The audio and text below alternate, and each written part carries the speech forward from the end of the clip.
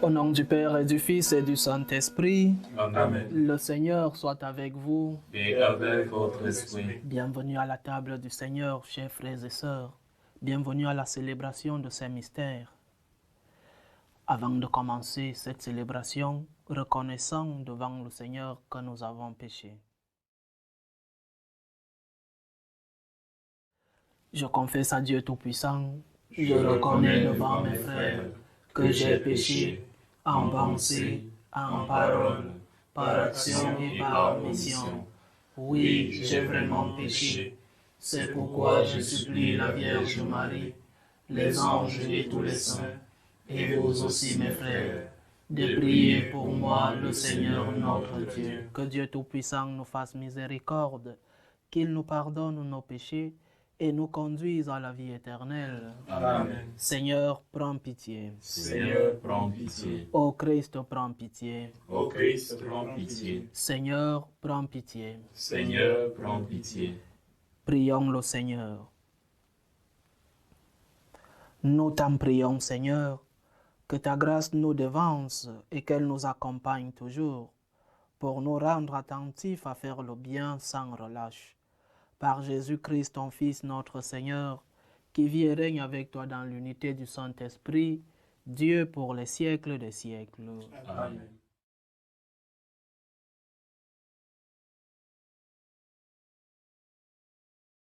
Lecture de la lettre de Saint Paul apôtre aux Galates. Frères, c'est pour que nous soyons libres que le Christ nous a libérés. Alors tenez bon, ne vous mettez pas de nouveau sous le joug de l'esclavage. Moi, Paul, je vous déclare, si vous vous faites circoncire, le Christ ne vous sera plus d'aucun secours. Je l'atteste encore une fois. Tout homme qui se fait circoncire est dans l'obligation de pratiquer la loi de Moïse tout entière. Vous qui cherchez la justification par la loi, vous vous êtes séparés du Christ. Vous êtes déchus de la grâce. Nous, c'est par l'Esprit en effet que de la foi nous attendons la justice espérée. Car dans le Christ Jésus, ce qui a de la valeur, ce n'est pas que l'on soit circoncis ou non, mais c'est la foi qui agit par la charité. Parole du Seigneur. Nous rendons grâce à Dieu. Que vienne à moi, Seigneur, ton amour. Que vienne à moi, Seigneur, ton amour. Que vienne à moi, Seigneur, ton amour et ton salut selon ta promesse.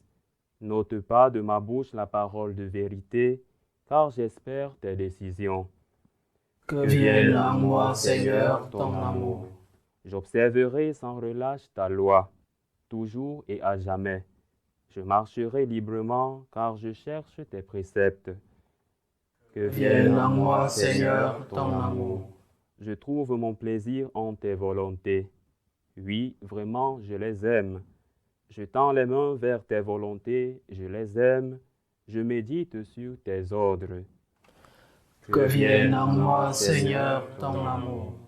Alléluia, alléluia, alléluia. Alléluia, alléluia, alléluia. Elle est vivante, énergique, la parole de Dieu. Elle juge des intentions et des pensées du cœur. Alléluia, Alléluia, alléluia. Le Seigneur soit avec vous. Et avec votre esprit. Évangile de Jésus-Christ selon saint Luc. Gloire à toi, Seigneur. En ce temps-là, pendant que Jésus parlait, un pharisien l'invita pour le repas de midi. Jésus entra chez lui et prit place. Le pharisien fut étonné en voyant qu'il n'avait pas fait d'abord les ablutions précédant le repas. Le Seigneur lui dit, « Bien sûr, vous les pharisiens, vous purifiez l'extérieur de la coupe et du plat, mais à l'intérieur de vous-même, vous êtes remplis de cupidité et de méchanceté. Insensé, celui qui a fait l'extérieur n'a-t-il pas fait aussi l'intérieur? Donnez plutôt en aumône ce que vous avez, et alors tout sera pur pour vous. » Acclamons la parole de Dieu. Louange à toi, Seigneur Jésus. L'une des conséquences de la protestantisation de l'Église catholique est que tout le monde, sur les normes morales, chacun peut faire ce qu'il veut. Chacun décide de ce qui est bon et de ce qui est mauvais pour lui. Et nous avons une Église pleine de petites vérités, ma vérité, sa vérité, la vérité de l'autre. C'est cela, la protestantisation de l'Église. Ce n'est pas que l'Église a adopté des dogmes officiellement, non. C'est que des prêtres et même des évêques ont choisi de vivre et de transmettre un dogme qui n'est pas le dogme catholique, un dogme protestant. Il y a de très bons prêtres dans notre Église, je n'en doute pas, et de très bons évêques qui défendent la doctrine catholique, l'écriture et le magistère, la tradition. Mais aussi malheureusement, nous avons certains qui sont entrés dans la laïcisation de l'Église, dans ce sécularisme si profond. Et la conséquence de cela est que nous avons cessé de parler du plus important. Nous ne parlons plus, par exemple, de vie éternelle, non. Parler de la vie éternelle, c'est être, comme je disais dans l'homélie de dimanche, favoriser l'opium du peuple, la drogue, parler d'une vie après celle-ci, c'est décourager ceux qui veulent lutter pour la révolution, la fameuse révolution marxiste. Parler de la vie éternelle, c'est décourager ceux qui veulent cette révolution. Pourquoi je commence par cette introduction? Parce que l'évangile d'aujourd'hui nous parle de l'extérieur que nous montrons.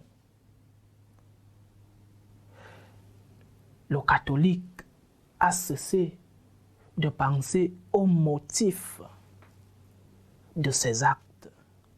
Pourquoi je pose les actes? Pourquoi je fais le bien? Pourquoi je dois pardonner? Certains dans notre Église répondront par humanité, par compassion. L'humanité est très bonne. La compassion aussi. Jésus a eu beaucoup de compassion pour les malades, pour les hommes. Mais c'est seulement pour ça que nous posons des actes. Quelle doit être notre première motivation? Parce que si nous ne posons des actes que par humanité, alors, et quand c'est difficile de pardonner, parfois c'est très difficile de tourner la page. Et quand tes forces purement humaines ne te permettent pas d'aimer, et quand l'amour, homme au foyer, femme au foyer après le mariage, et quand le physique que tu as vu sur ta femme, sur ton mari, est en train de décliner par la vieillesse, par un accident, les motifs purement humains disparaissent, je veux dire. Et où trouvons-nous des forces pour continuer à aimer celui-là qui est en train de vieillir, qui a eu un accident? Où trouvons-nous des forces pour pouvoir pardonner quand c'est si difficile? Le motif principal, et nous ne devons pas l'oublier, malgré cette laïcisation de notre Église, le motif principal doit être Dieu. Je vais continuer à aimer pour Dieu. Je vais continuer à pardonner pour Dieu. Ah, quelqu'un dirait, tu es en train d'offenser l'homme si tu mets ta première motivation sur Dieu. Non. Notre amour doit être ordonné.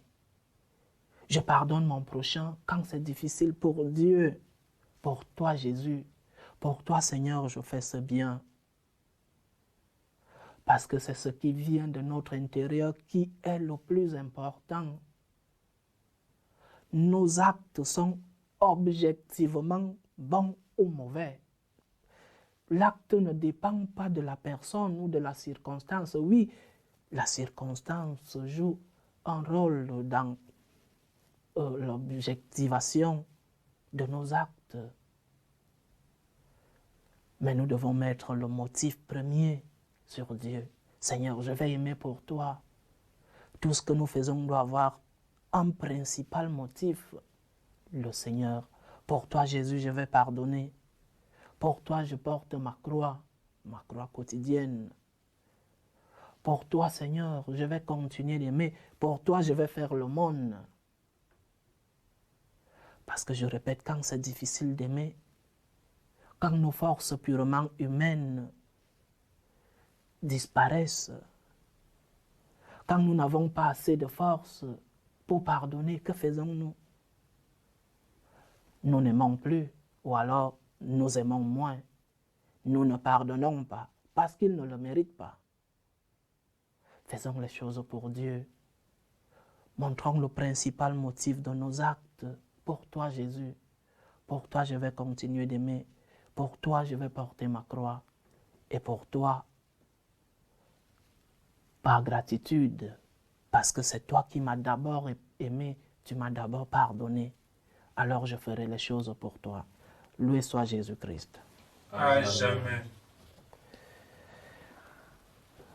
Prions ensemble le Christ Seigneur, non seulement pour nous-mêmes et nos proches, mais pour le peuple tout entier. Pour la Sainte Église de Dieu, prions le Seigneur de la maintenir sous sa protection. Prions le Seigneur. Seigneur, écoute et prends pitié. Pour tous les peuples de la terre, prions le Seigneur de maintenir entre eux la concorde et la paix. Prions le Seigneur. Seigneur, écoute et prends pitié. Pour ceux qui sont accablés par toutes sortes de détresse, prions pour les malades, pour les familles divisées. Prions pour tous ceux-là qui nous demandent des prières, qui demandent nos intercessions. Prions le Seigneur. Seigneur, écoute et prends pitié. Pour nous-mêmes, pour que notre principal motif, le principal motif de nos actes soit pour Dieu, pas par pure humanité, mais élevons nos actes envers Dieu. Que le Seigneur nous aide. Prions le Seigneur. Seigneur, écoute et prends pitié. Dieu, notre refuge et notre force, assiste ton Église qui te prie avec une ferveur dont tu es toi-même la source. Fais que nous obtenions réellement ce que nous te demandons dans la foi, par le Christ notre Seigneur. Amen.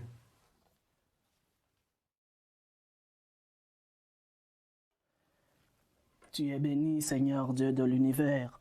Nous avons reçu de ta bonté le pain que nous te présentons, fruit de la terre et du travail des hommes. Il deviendra pour nous le pain de la vie. Béni soit Dieu, maintenant et toujours. Tu es béni, Seigneur Dieu de l'univers. Nous avons reçu de ta bonté le vin que nous te présentons, fruit de la vigne et du travail des hommes. Il deviendra pour nous le vin du royaume éternel. Béni soit Dieu, maintenant et toujours.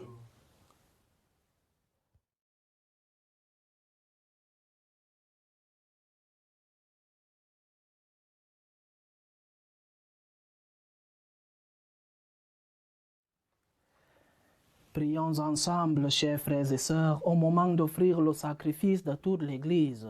Pour la gloire de Dieu et le salut du monde. Avec l'offrande de ce sacrifice, accueille, Seigneur, les prières de tes fidèles.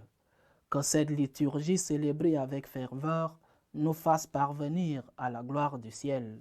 Par le Christ notre Seigneur. Amen. Le Seigneur soit avec vous. Et avec votre esprit. Élevons notre cœur. Nous le tournons vers le Seigneur. Rendons grâce au Seigneur notre Dieu. Cela est juste et bon. Vraiment, il est juste et bon pour ta gloire et notre salut de t'offrir notre action de grâce toujours et en tout lieu, Seigneur Père très saint, Dieu éternel et tout-puissant.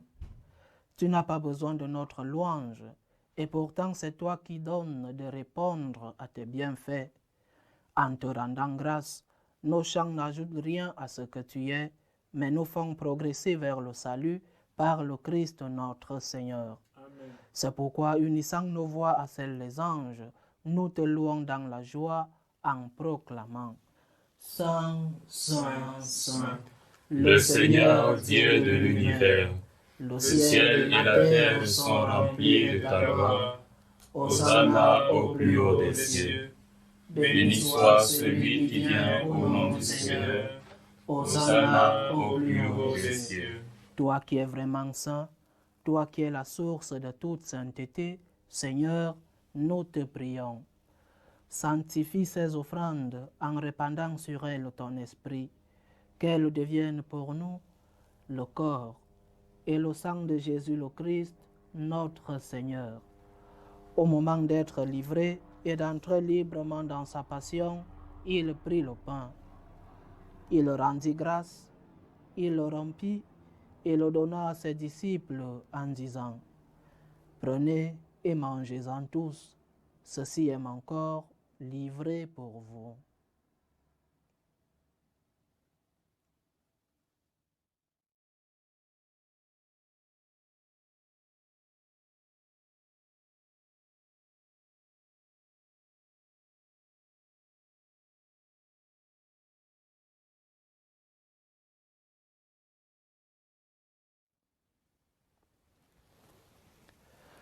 De même, après le repas, il prit la coupe. De nouveau, il rendit grâce et la donna à ses disciples en disant « Prenez et buvez-en tous, car ceci est la coupe de mon sang, le sang de l'alliance nouvelle et éternelle, qui sera versé pour vous et pour la multitude en rémission des péchés. Vous ferez cela en mémoire de moi. »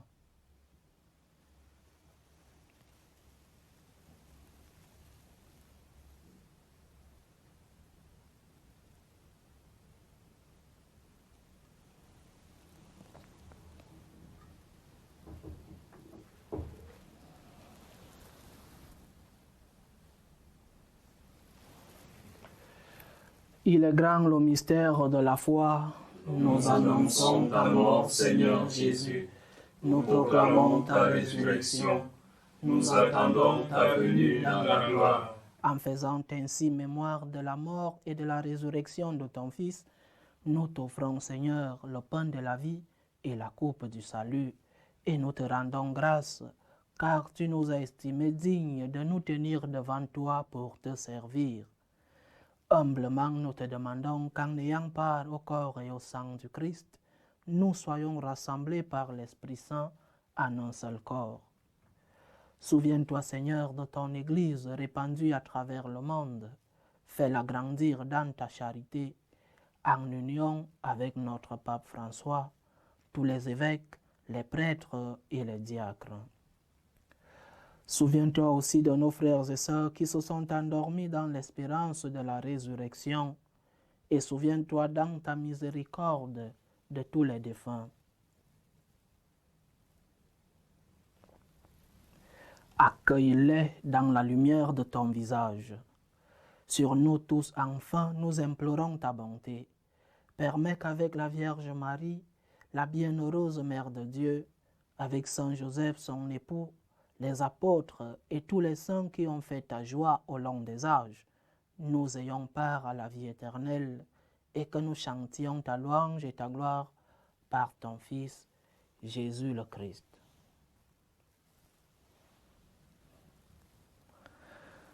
Par lui, avec lui et en lui, à toi, Dieu le Père Tout-Puissant, dans l'unité du Saint-Esprit, tout honneur et toute gloire pour les siècles des siècles. Amen. Comme nous l'avons appris du Sauveur, et selon son commandement, nous osons dire, Notre Père qui es aux cieux, que ton nom soit sanctifié, que ton règne vienne, que ta volonté soit faite sur la terre comme au ciel. Donne-nous aujourd'hui notre pain de ce jour. Pardonne-nous nos offenses, comme nous pardonnons aussi à ceux qui nous ont offensés, et ne nous laisse pas entrer en tentation, mais délivre-nous du mal. Délivre-nous de tout mal, Seigneur, et donne la paix à notre temps.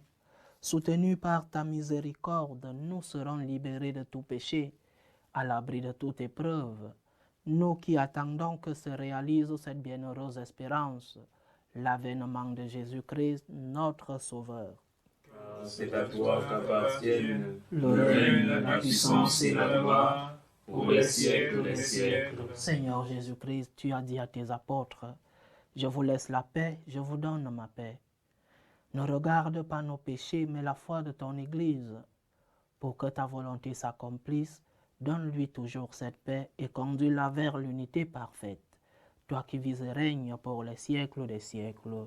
Amen. Que la paix du Seigneur soit toujours avec vous. Et avec votre esprit. Dans la charité du Christ, donnez-vous la paix. Agneau de Dieu, qui enlève les péchés du monde, prends pitié de nous. Agneau de Dieu, qui enlève les péchés du monde, prends pitié de nous. Agneau de Dieu, qui enlève les péchés du monde, donne-nous la paix.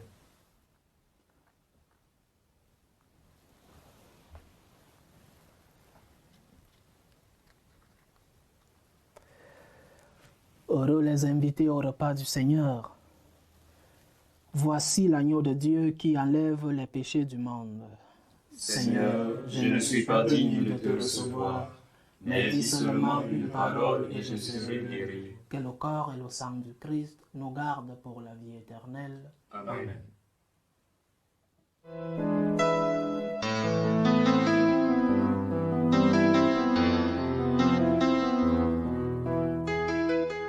Communion spirituelle.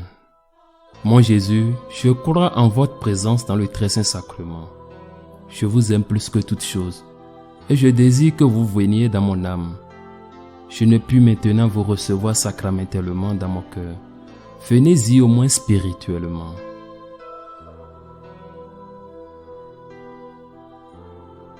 Je vous embrasse comme si vous étiez déjà venu, et je m'unis à vous tout entier. Ne permettez pas que j'aie jamais le malheur de me séparer de vous. Amen.